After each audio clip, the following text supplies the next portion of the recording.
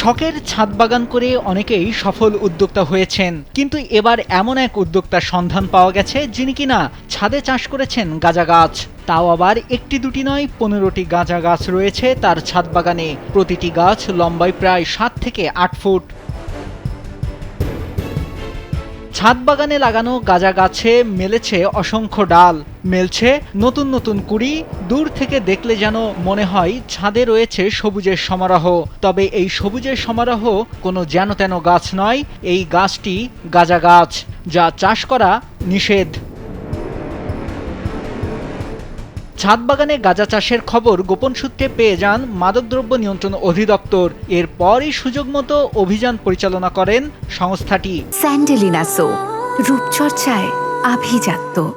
এ সময় সবগুলো গাঁজা গাছ উদ্ধার করা হয়, আর গাঁজা চাষের অভিযোগে কাশেম খন্দকার নামে একজনকে আটক করা হয়।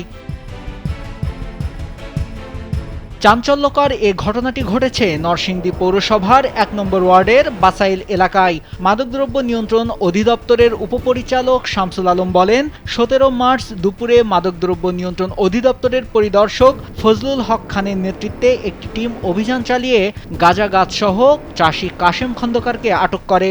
আটককৃত কাশেম খন্দকার বাসাইলের আব্দুস সালাম খন্দকারের ছেলে। আটককৃত গাঁজা চাষির বিরুদ্ধে নরসিংদী মডেল থানায় মাদকদ্রব্য নিয়ন্ত্রণ আইনে মামলা দায়ের করা হয়েছে। এ ঘটনায় এলাকা জুড়ে চাঞ্চল্য সৃষ্টি হয়েছে।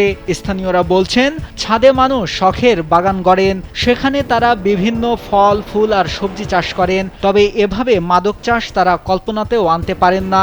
যদি এভাবে আরও অনেকে বাসাবাড়ির ছাদে মাদক চাষ শুরু করেন, তাহলে তা সমাজের বড় ক্ষতির কারণ হবে। তাই ছাদ বাগান পরিদর্শনের জন্য ব্যবস্থা নিতে হবে সরকারকে। নাইমুল হাসিব, কালবেলা।